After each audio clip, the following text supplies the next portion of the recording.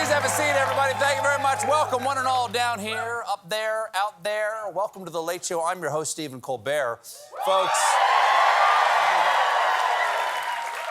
we're still all a Twitter. The country is still all riled up about last night's season finale of men's football. I can't believe Patrick Mahomes and the trophy finally kissed. It was will they or won't they all season long. As expected, the city of Philadelphia devolved into total chaos. And then the game started. It was a nail-biter. Did you watch the game? I did. It was amazing. I can't believe that final touchdown by Phillies. Nail-titer to the bitter end with the Chiefs edging out the Eagles 38-35. It was a fun night of football, if you don't count watching 30,000 people doing the tomahawk chop. Sadly, it looks like the NFL once again failed to end racism. So far, they've only ended zone. Wow. This is... Okay. Thank you. That's the stroker. That's the chin stroker. This is a QB Patrick Mahomes' second Super Bowl win in 4 years, made even more impressive because he did it with a high ankle sprain, which was actually the second worst injury of the night after Terry Bradshaw got his head stuck in a soft pretzel. Get well soon, Terry. Get well soon. But America's not the only place that enjoyed the big game. The NFL showed clips of viewing parties around the world. The Super Bowl really is a global event. Fan viewing parties in time zones around the world, from Sao Paulo, Brazil, Eagles watch party in Accra, Ghana, to a Chiefs viewing party in Munich, Germany. It's just so awesome to see all the reaction. So much passion for the NFL around the world. Oh, Germany. Oh, no. Not a great look, Germany. I'm going to say you've lost the right to group hand gestures. It's just tether the wrist to the... Nothing? Nothing? Can't get it up there. Strap it down. Strap it down. Of course, the MVP of last night's Super Bowl has got to be Rihanna with her halftime show out there. Those backup dancers were amazing, and they seemed really familiar. Jim, can we get another shot?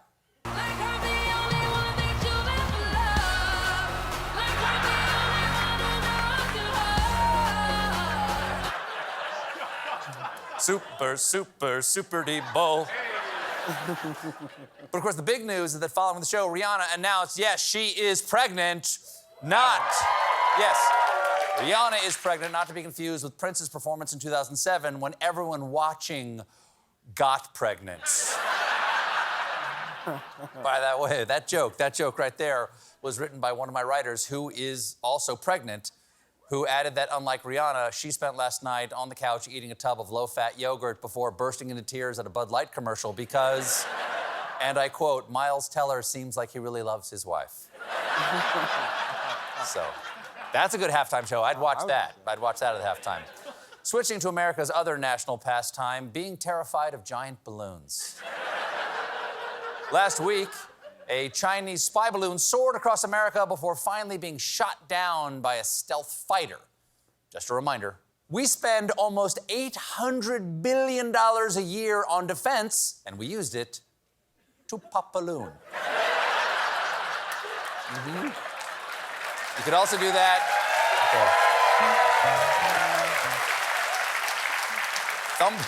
You can do that with a thumbtack and a straw. Now, a balloon doesn't necessarily do this thing justice. It was 2 to 3 school buses in size, 200 feet across, and the debris was found to contain an antenna meant to pinpoint the locations of communication devices and was capable of intercepting calls made on those devices. What? Well, we can't have Chinese balloons monitoring our cell phones? That's what TikTok is for. Anyway, we thought the whole thing had blown over. Wow. Thank you. But then... There you go. No? There you go. Nothing? Not even... Don't...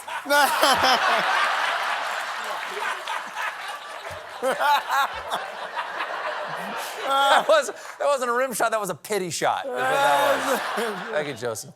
Then this weekend, the U.S. military shot down 3 unidentified flying objects. Now, I know what you're thinking. You're thinking, Steve, you can't possibly be suggesting that these are aliens. Well, let me be clear about this, ladies and gentlemen. I am not suggesting that. I am declaring that. Because, and this is important, according to a senior Air Force general, the military was unable to immediately determine the means by which any of the 3 latest objects were kept aloft or where they were coming from, adding, I haven't ruled out anything. Yeah, nothing's off the table.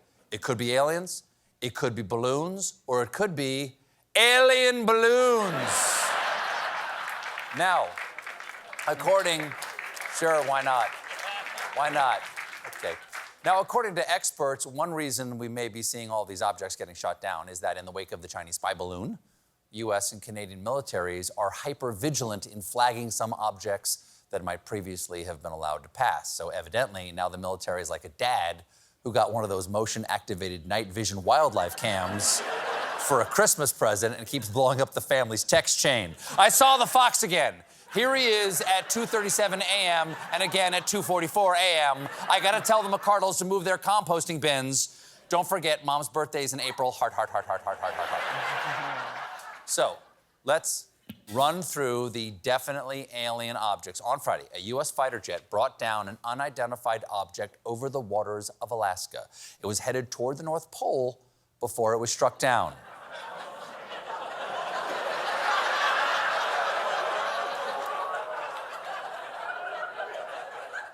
Santa, you will be missed.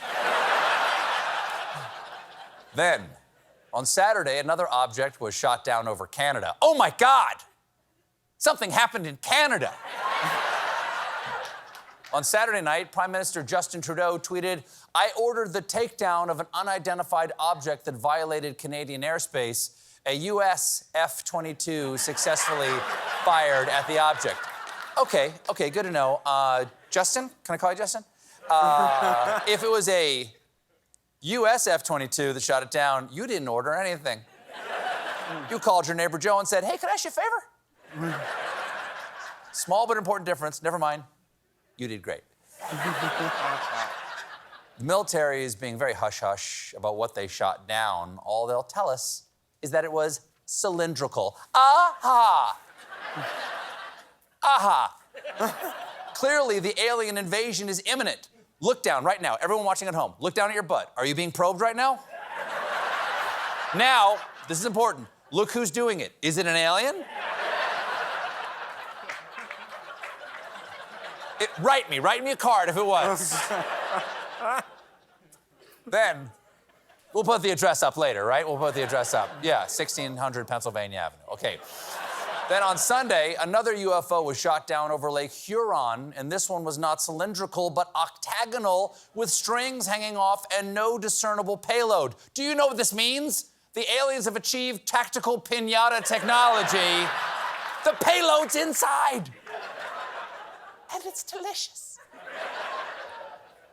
We've been gone for a week, which means we have a decade's worth of lies to recap from New York Congressman George Santos. Seen here telling reporters that this room behind him is full of his supermodel friends, but they are really shy. We recently learned that during his campaign, Santos told donors he produced the Broadway musical Spider-Man, Turn Off the Dark. Now, that's a pretty big job, but as his uncle once told him, with great power comes great responsibility. Obviously, I don't need to explain to you that this is a lie. But it's also a really weird one because Spider-Man Turn Off the Dark is famously one of the biggest disasters in Broadway history. Santos is basically saying, you know that show everyone made fun of where the actors kept falling on the audience that lost $60 million? That was me. Also, if you didn't know, I wrote that jingle for Cars for Kids. Yeah, there you go. There you go.